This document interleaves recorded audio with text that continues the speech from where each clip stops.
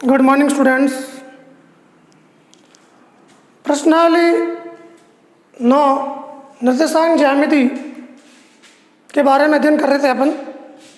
जो प्रश्नावली 6 नंबर की है, कोऑर्डिनेट ज्योमेट्री। आज अपन प्रश्नावली 9.1 के बारे में पढ़ेंगे, जिसमें टोटल 15 क्वेश्चन है। प्रश्नावली 9.1 में सिर्फ 2 ही फॉर्मूले हैं जो दूरी सूत्र पर आधारित हैं। दो बिंदुओं के बीच की दूरी, जिसका सूत्र होता है PQ बराबर √x2 - x1 का whole square plus y2 - y1 का होल स्क्वायर, जिस पे वर्गमूल का चिन्ह है। यदि स्क्वायर में लिखते हैं तो वर्गमूल का चिन्ह हटा देंगे। और एक मूल बिंदु O से दूरी सूत्र है। मूल बिंदु O से दूरी सूत्र, मूल बिंदु का निर्देशांक 0, 0 होता है, इसलिए OP बराबर √x² प्लस y²। तो देखो प्रश्नावली 9.1, कल की क्लास में मैंने आपको इसका बेसिक कंसेप्ट समझाया, जिसको एक बार शॉर्ट में रिवाइज करवाता हूँ। एक समतल में स्थित 2 लंबवत रेखाएं होती है जो एक दूसरे को बिंदु O पर प्रतिच्छेद करती है। ये प्रतिच्छेद बिंदु O है, ये मूल बिंदु कहलाता है, जिसके निर्देशांक सदैव 0, 0 होते हैं। ये मूल बिंदु है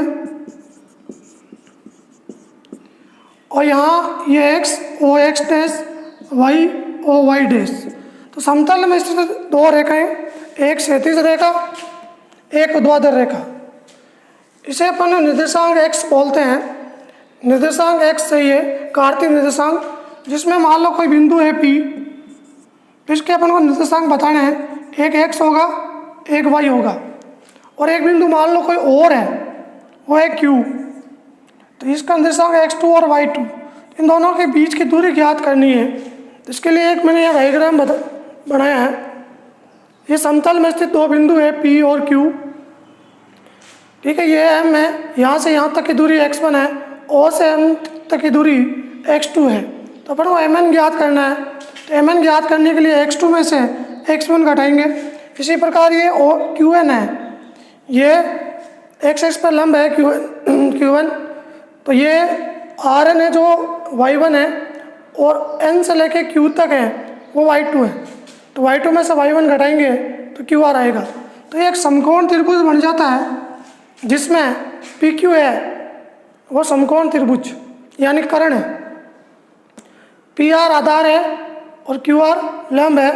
तो पाइथागोरस प्रमेय, बोधायन प्रमेय, कर्ण स्क्वायर बराबर आधार स्क्वायर प्लस लंब स्क्वायर, इसके आधार पर यह सूत्र बना है। तो आपको तो सीधा सूत्र याद रखना है, परीक्षा में कहीं नहीं पूछा जाएगा सूत्र कैसे बना। सिर्फ आपको दूरी सूत्र याद रखना है कि 2 बिंदुओं के बीच की दूरी किस प्रकार निकालते हैं। उसका जो फॉर्मूला है वो है PQ बराबर √x2 - x1 का whole square plus y2 - y1 का होल स्क्वायर। यहाँ देखो, चाहे x2 पहले लिखो चाहे x1, कोई दिक्कत नहीं है। x1 - x2 लिखो तो भी सही है, और x2 - x1 लिखो तो भी सही है, क्योंकि यह स्क्वायर है। चिन्ह यदि माइनस का आएगा तो वो प्लस में बदल जाएगा। तो मैंने कल ये बेसिक बताया था, जिसमें अपन इस लाइन में जो रेखा संख्या आएगी उसको अपन भुज कहते हैं, और इस लाइन में जो संख्या आएगी इसको अपन कोटि कहते हैं। तो ये x भुज है और ये y कोटि है। आज प्रश्न क्रमांक 1 है अपने पास। दिए गए आकृति से बिंदुओं P, Q, R, S के निर्देशांक ज्ञात कीजिए। तो निर्देशांक बताना है अपन को। बिंदु 4 बिंदु हैं। बिंदु P के निर्देशांक, बिंदु P के निर्देशांक। तो देखो, बिंदु P की स्थिति चतुर्थांश 1 में है, ये चतुर्थांश सेकंड है, ये थर्ड है, ये फोर्थ है। जो 2 रेखाएं होती है समतल में स्थित क्षैतिज और ऊर्ध्वाधर, वो एक दूसरे को प्रतिच्छेद करती है, वो बिंदु पर 4 भागों में बांटती है, यानी इसके 4 भाग हो गए, जिसे अपन चतुर्थांश कहते हैं। तो P की स्थिति है, यानी ये तो फिक्स हो गया कि दोनों ही प्लस की संख्या होगी, कि प्रथम चतुर्थांश होता है वो प्लस प्लस होता है। पहले हमेशा x का मान लिखा जाता है, फिर y का मान लिखा जाता है। तो p के निर्देशांक होंगे 5 और 3, 5 और 3।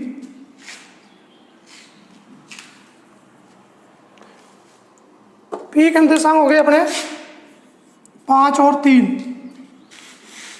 इसी प्रकार दूसरा बिंदु है वो अपने पास बिंदु Q के निर्देशांक।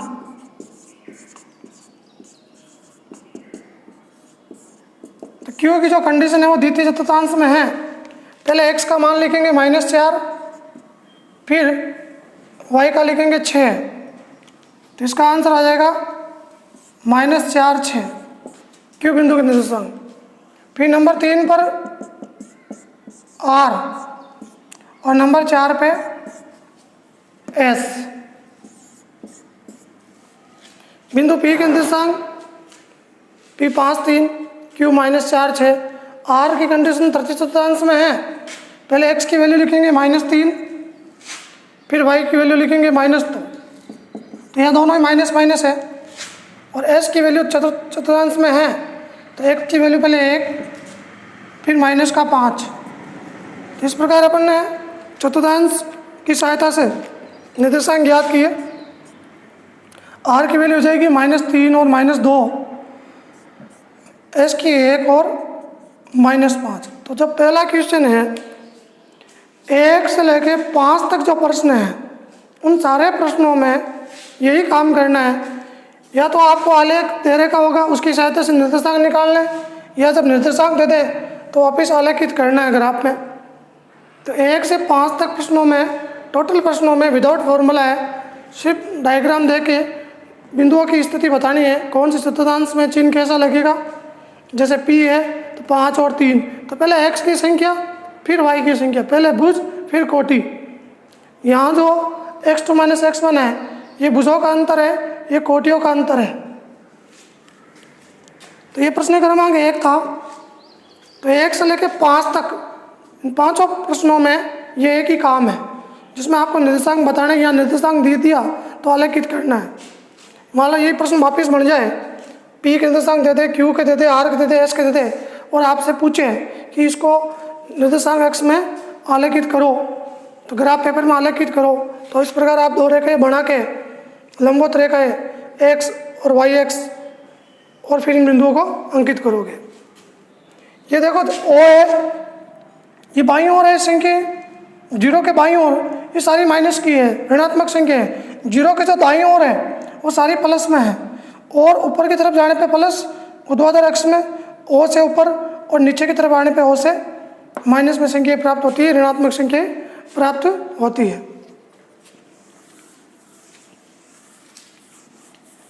प्रश्न क्रमांक 6, 1 से 5 तक प्रश्नों में यही काम है। प्रश्न क्रमांक 6 देखो,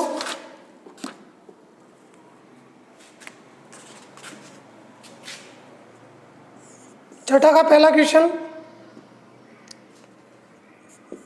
6 नंबर प्रश्न में लिखा हुआ निम्नलिखित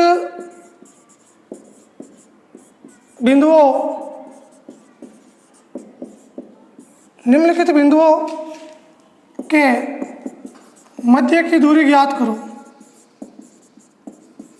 इसमें टोटल 3 है। फर्स्ट क्वेश्चन है वो अपने पास है -6, 7 और -1, -5। इसी प्रकार इसका दूसरा तीसरा क्वेश्चन है। तो प्रश्न क्रमांक 6 में साफ साफ लिखा हुआ मध्य की दूरी।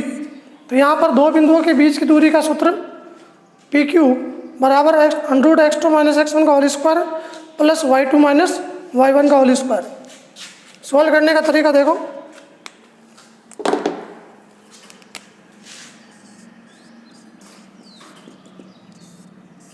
निम्नलिखित बिंदुओं के मध्य की दूरी नाम आते ही समझ जाना कि दूरी सूत्र लगता है। प्रश्नावली 9.1 में टोटल 15 क्वेश्चन में 2 ही फॉर्मूले काम करेंगे, एक दूरी सूत्र, एक मूल बिंदु से दूरी सूत्र। सबसे पहले अपन को इनको नामकरण करते हैं। माना कि P -6, 7 और Q -1 -5 समतल में स्थित दो अभिष्ट बिंदु हैं। नामकरण आप कुछ भी कर सकते हो। माना कि P, पहले का नामकरण P और दूसरे का नामकरण Q। माना कि P -6 7 और Q -1 -5 समतल में स्थित दो अभिष्ट बिंदु है।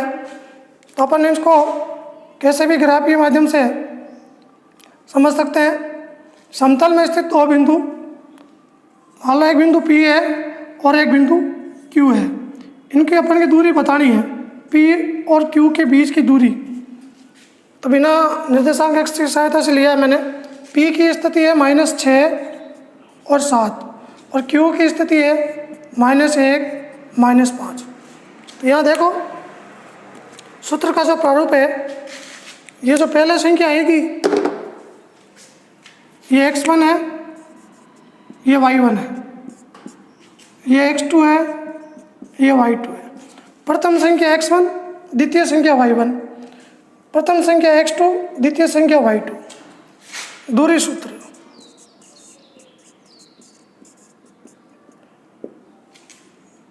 PQ बराबर √ x2 - x1 का whole square plus y2 - y1 का होल स्क्वायर। ये इसका दूरी सूत्र है। यहाँ देखो x2 की वैल्यू अपने पास -1 और x1 की वैल्यू -6। तो एक सूत्र का माइनस है और एक पहले से माइनस है, तो ये प्लस का 6 हो जाएगा स्क्वायर। इसी प्रकार y2 -5 और y1 -7 का स्क्वायर। विशेष ध्यान देना, यदि पहले से कोई चिन्ह माइनस का आता है x या y का मान, तो सूत्र का यहाँ माइनस है तो वो प्लस में बदल जाएगा। तो x1 की वैल्यू है वो -6 है, तो माइनस माइनस प्लस का 6 में से 1 घटाने पर 5 का स्क्वायर और -5 -7 जोड़ेंगे तो -12 का स्क्वायर। PQ बराबर √ 5 का स्क्वायर 25 और 12 का स्क्वायर -12 का स्क्वायर प्लस में हो जाएगा, स्क्वायर करने पर प्लस का 144 और PQ बराबर √ टोटल करोगे तो 169 169 और जो होता है अपने 13 का। यानी इन दो बिंदुओं की जो बीच की दूरी है वो 13 इकाई है।